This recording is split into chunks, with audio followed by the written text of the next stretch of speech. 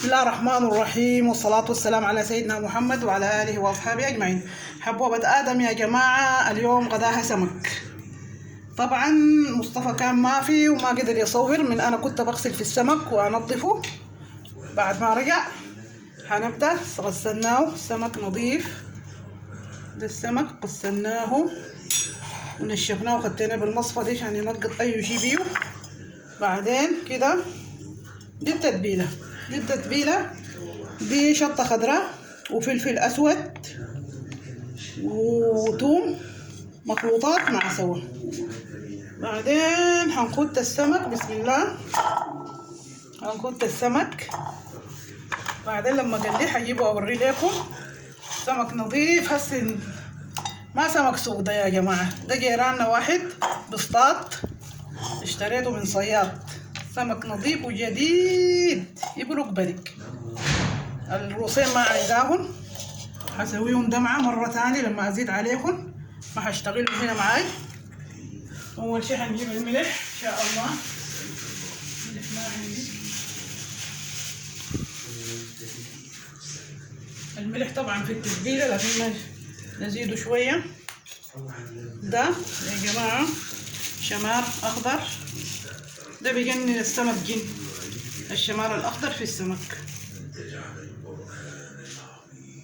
في ناس ما بيعملوا اي حاجة للسمك غير الشمار ده والملح بس، لكن نحن هنسوي تتبيلة بيها توم وشطة خضراء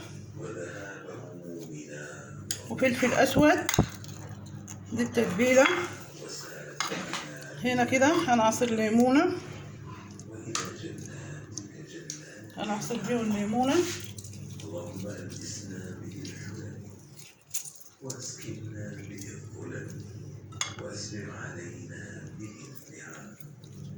نسيت حاجة يا جماعة همشي أجيبها، نسيت لي حاجة همشي أجيبها، دقيقة لو سمحتوا.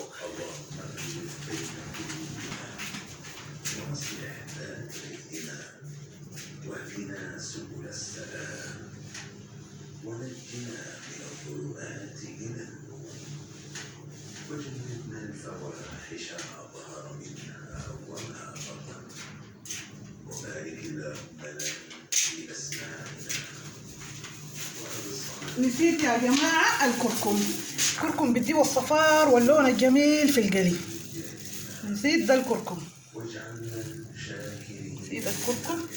يعني أنا بحب السمك يطلع أصفر بعدين، بس كافي كده إن شاء الله.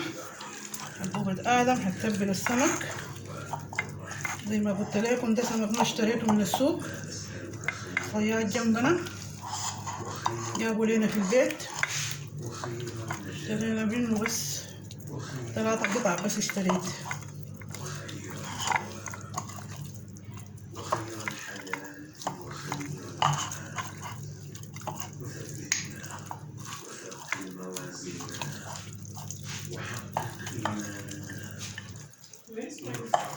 هاي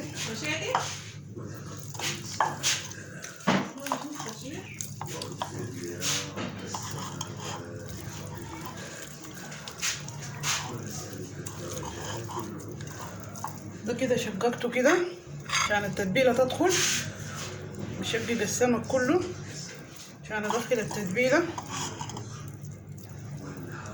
الشقات دي.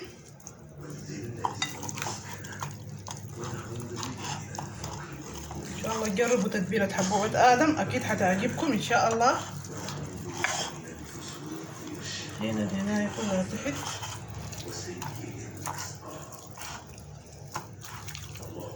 كده حبوبة آدم تبلت السمك، ده الشكل النهائي. وديت حبوبة آدم اليوم متحننة، محننة شعره. دي التتبيلة كده جهزناه. بعدين لما نقليه حنجيبه ونوريكم ليه. ان شاء الله تجربوه وتاكلوه بالهنا. شكرا. بسم الله الرحمن الرحيم، اعوذ بالله من الشيطان الرجيم، ولا حول ولا قوة الا بالله العلي العظيم. حبوبة آدم قالت لكم هحمره، وكمان غيرت رأيي، دخلته الفرن، سويته كده. سوينا منه 4 قطع، دخلناها في صينية بالفرن، وبعدين داك ان شاء الله نحمر ونجيب ونوريكم ليه. ما ضبنا لسه الصينية دي، ان شاء الله تعجبكم.